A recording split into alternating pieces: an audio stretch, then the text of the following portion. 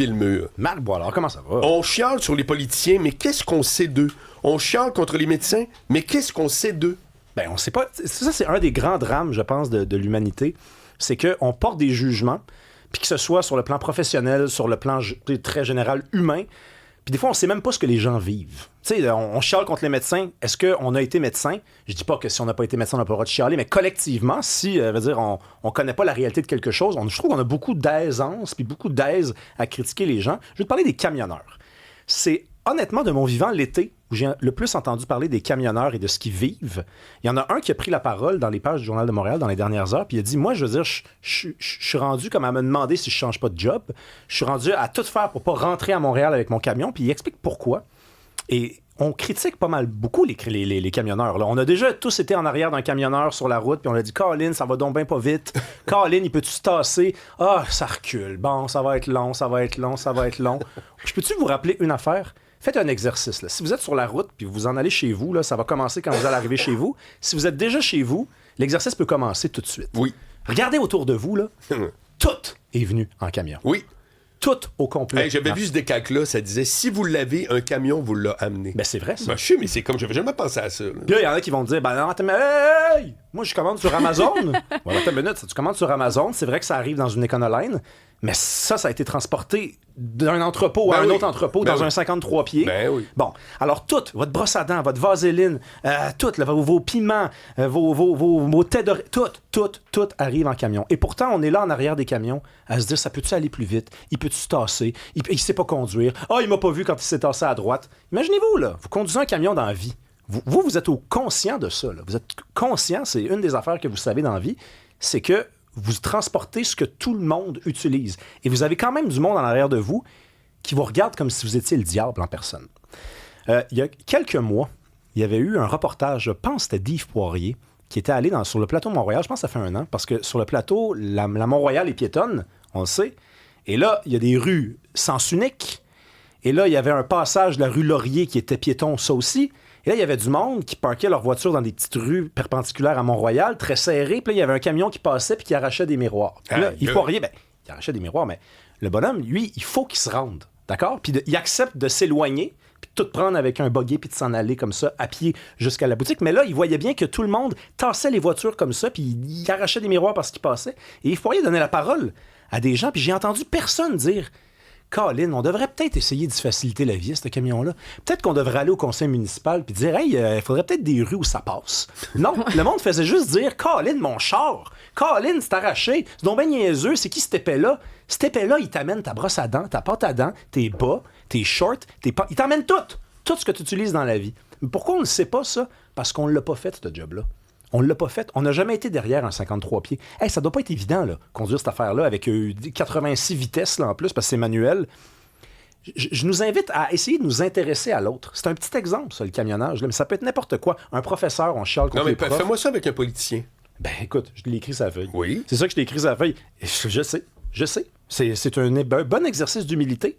J'essaie de, quand je les ai devant moi, d'être juste, en fait. De pas les recevoir puis de leur donner 1001 baffes d'en face, à moins que ce soit indigne ce qui a été fait, que c'est une erreur répétitive.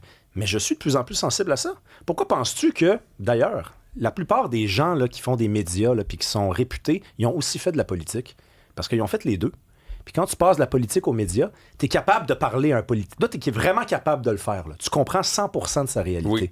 C'est pour ça qu'ils sont aussi précieux, ces gens-là, dans l'espace public. Mais quand on a réussi à vivre l'expérience de l'autre, Colin, on a tellement une possibilité supérieure de s'exprimer autour d'eux. Moi, j'ai jamais conduit un 53 pieds. J'ai conduit un 20 pieds dans ma vie. Faites ça chez Discount, un 20 pieds, là, puis c'était vide en plus, puis je voyais le monde me passer devant, me passer proche de m'écraser comme ça, puis je me disais, tabarnouche, ça n'a aucun bon sens. Pauvre eux, on a besoin d'eux. Puis tu sais que, j'en ai parlé pas plus tard que hier, mais qu'en médiation, moi j'ai une formation de médiateur, en médiation, la clé pour que les gens tout à coup fassent un deal alors qu'ils sont en conflit, c'est tout à coup, le médiateur les fait parler juste assez pour que quelqu'un, presque à chaque fois, même en exercice, presque à chaque fois quelqu'un fait « Ah ben ça, je savais pas ça.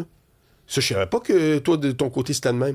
C'est des informations qu'on se dit, si je le dévoile, je me nuis, alors que souvent, c'est si je le dévoile, je règle mon problème. Ben, c'est vraiment bien. Tu comprends? Mais tu sais, C'est des gars exactement comme ça. Simon Paré-Poupard, l'éboueur, qui est devenu charmant Ouais, et lui qui a aimé aux écrit yeux du un Québec. roman, Oui, là. c'est ça, sur Oui. le métier d'éboueur. Je pense qu'il y a beaucoup de gens qui ont compris quelque chose d'autre sur ce métier-là grâce à ça. Ça le rend sympathique. Puis après ça, peut-être que l'examen de conscience a été fait une fois qu'on l'a entendu parler un peu, mais Oui. il a peut-être fallu qu'il écrive un livre pour qu'on s'intéresse à lui. par Imagine, on s'intéresse de plus en plus aux éboueurs. Il va d'ailleurs avoir un film, si je ne m'abuse, à partir de ce livre-là, parce que quelqu'un a écrit un livre là-dessus. Imagine si on faisait des runs de poubelle, si on allait faire ça.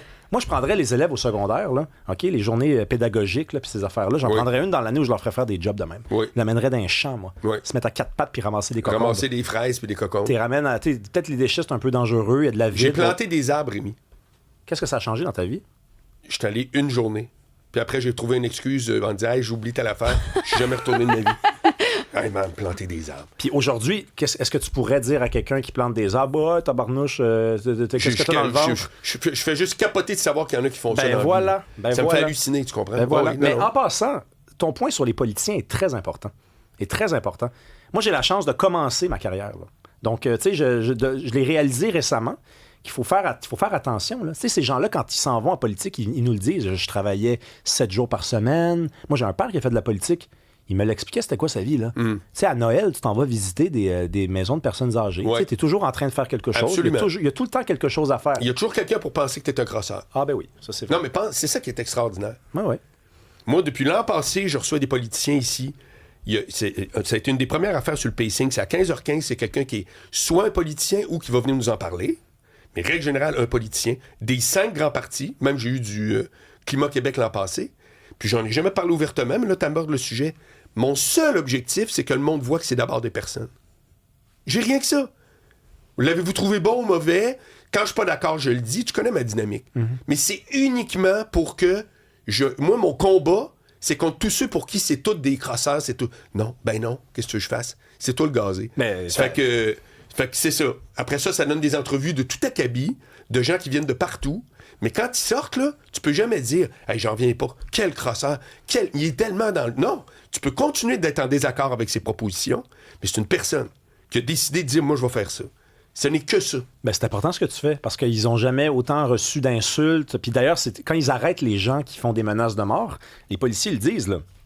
Y compris les personnalités politiques, publiques même, qui sont la cible de ces insultes-là. Ils disent souvent, on nous rapporte que la personne, on va cogner à sa porte, on lui dit « Bonjour, on est la police, on vient parce que vous avez menacé de mort Mme Mélanie Joly. » « Ah, je pensais que c'était une joke, moi. Il Exact. envoyé ce message-là de même. Exact. Ah, ben là, j'ai rien contre elle. Là, Ouais. tu sais, ça envoyé ça. Ouais. Ah, ben tu vois, c'est ça. Ouais. Fait que, en fait, il faut montrer aux gens que c'est du vrai monde. C'est Avec du qui vrai t'as le monde. droit d'être en Ah, désaccord. ben tout à fait. C'est pas tout à ça fait. le point. T'as même le droit d'être fortement en désaccord. Oui. T'as le droit de te pogner avec eux. Complètement. T'as le droit de t'y trouver incompétent aussi. Tout.